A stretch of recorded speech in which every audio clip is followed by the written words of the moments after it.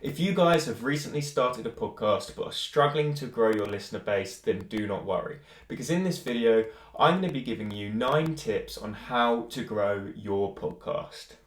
Hi guys, welcome back to my channel. My name is Ethan Bridge, host of the CEO Journals podcast, and on today's video, I'm going to be showing you 9 different ways you can grow your podcast. Starting with step number 1, social media. And rather than looking at this from an obvious perspective of, you need to post on Instagram, post on Twitter, I'm going to be looking at it from a more targeted approach and using my podcast as an example. So my podcast is based around business. And when you think about social media platforms, you need to think about where your target audience are based. So when you look at business, you think, okay, what social media platforms are targeted at business people? Obviously, LinkedIn. I use LinkedIn heavily to promote my podcast. Every single time I post an episode, I am posting on LinkedIn. I also use the platform to get guests for my podcast, and I also use the platform to comment on other people's podcast posts to get my name out there. And another thing I love about LinkedIn is that its potential organic reach at the moment is ridiculous. If you were to post a LinkedIn post and it were to get 10 likes, if each of these 10 people had 100 connections, this post would then get shared with each of these people's connections. Each person that likes your post, it is then shared with every single one of their connections. Just imagine if that was ongoing, or if someone had 30,000 followers, your post would then get shared with all of those people. So the potential for one of your posts to go viral is massive. And as we all know, this is not as easy on Instagram nowadays. Obviously, you need to be posting on Instagram still. That platform is a given. It's still a great platform to post on. It's still a great platform to grow your podcast. But I would suggest giving LinkedIn a try, especially if your podcast relates to people on that platform. So number 2 is paid traffic, and I'm going to hit this from 2 directions. Number 1 being Facebook ads. Facebook ads is obviously paid, but it is a great way to grow your podcast quickly. So you can create an ad that tells people about your podcast, why they should listen to it, and then links to it at the bottom. People will then be able to see this, click, and listen to your podcast. But you may think Facebook ads are extremely expensive. You'll be surprised because they're actually not. You can start Facebook ads from as little as £3 or $3 a day, which, if you think about it, is nothing. It's a Tesco's meal deal. So if you can sacrifice your Tesco's meal deal every day, you can grow your podcast through Facebook ads. Another great method of paid traffic is by paying other podcasts to promote your podcasts. And you can get extremely targeted on this method. For example, if you have podcasts that are very, very similar to yours, have the exact listener base that you want to be listening to your podcast, approach those people. And as an avid podcast listener myself, I know that when I'm listening to podcasts, I am always looking for new content to listen to. So if I hear about a podcast on somebody else's podcast, 9 times out of 10, I will go and check out the podcast they mention. And why would you not want that for your own podcast? If you want a targeted audience that you know are already active podcast listeners, then make sure you try and get other podcasts to promote your podcast. Number 3 is a bit of a classic one that I think is a bit neglected nowadays, and that is networking events. Networking events are still great, and because podcasts are very voice orientated, it adds a face to the voice of the podcast. If people don't know what you look like and listen to your podcast, it adds that personal touch. And if you can network with people at these events and tell them about your podcast, tell them a bit about yourself, they are then able to listen to your podcast knowing what you are like as a person. And if they like you as a person, it's likely that they're going to like your content. So try going to a couple of networking events. Hand out a few business cards with your podcast on, as it's all free marketing. Yes, you may have to pay to get into the networking event, but you may also learn a lot from the networking event, so you shouldn't worry about paying to get in. But the podcast promotion is free marketing once you're in there. And if you have a business on the side of your podcast, this is also a great opportunity. You can find new clients within the networking event and tell them about your podcast at the same time. Or you can do 2 in 1. You could approach potential clients, ask them to be on your podcast, so there you've got a podcast episode, and then you've got a potential client. What's not to love about that? Number 4, and this is a great one that I don't think people use enough, and I think they just forget to do it. And it's by putting your podcast link in your email footer. We all send tens, maybe even hundreds of emails a day in some people's cases, and that could be free marketing for our podcast. All you have to do is put a link to your podcast in your email footer, and if you're sending 100 different emails a day to different people, that is 100 potential new listeners each day, just by putting your link in your email footer. Yes, not every single person reads an email footer. Yes, not every single person is going to click on it, but it's still a chance to gain new listeners. So if you don't do it, you may as well give it a try. It's not like it costs you anything. So number 5 is a great one, and it's probably one of my top 2 favourites from this list, and it's by guesting on other people's podcasts. You may think when I say that you have to have an expert knowledge in a certain field. You don't. There are hundreds of podcasts out there where people just have people on to chat. Or simply, you could approach people and say, look, I love listening to your podcast. I think it's hilarious, or I think it's very informative. I think I could add some value here. How about I jump on an episode with you? And if this person isn't used to doing guest episodes, they may like it. They might think, oh, that's a different dynamic. Let's try it. So 9 times out of 10, it's likely that the podcast host you approach is going to be happy with you being a guest on their show. It's not like you have to wait for them to come to you. And obviously, you then have the chance to promote your podcast whilst on their podcast, whether that's just dropping it in conversation, or the other podcast host might give you the chance to promote it at the end. But either way, it will be simple to just drop your podcast in there wherever.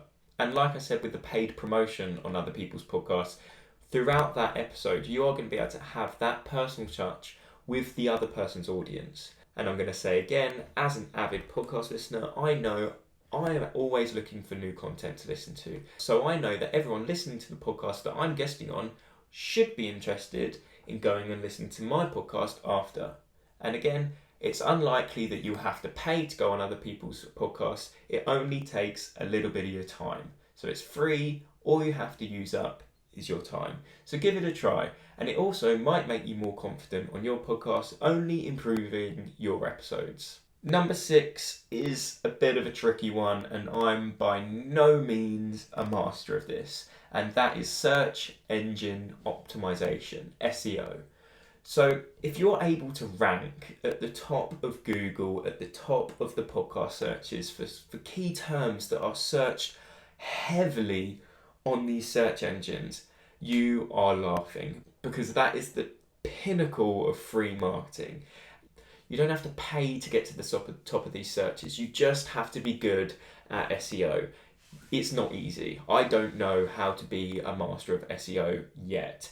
It's going to take time, but if you're patient with it, learn the skills behind it, learn how to rank on these search engines, then, as I said, you're going to be laughing. So let's put it this way. If you search how to grow a social media marketing agency, how to start a podcast, how to grow a podcast, if you can rank at the top of these searches, people are going to click on yours. And if they see that you have a podcast, they are then going to listen to the podcast over and over again, because if you can provide that value, then they're going to listen forever.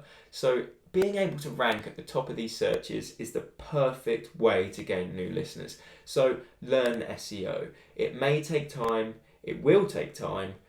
Just be patient with it. So if you haven't got a website already for your podcast, make sure you make one. Otherwise, you won't be able to rank on Google.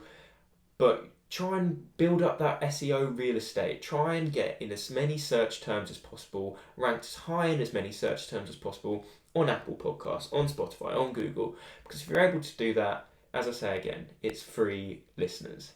So number 7 is YouTube, and this is something that I've started utilising recently. I have taken my podcast episodes, created a still image, placed it over the audio, and then just uploaded the video to YouTube.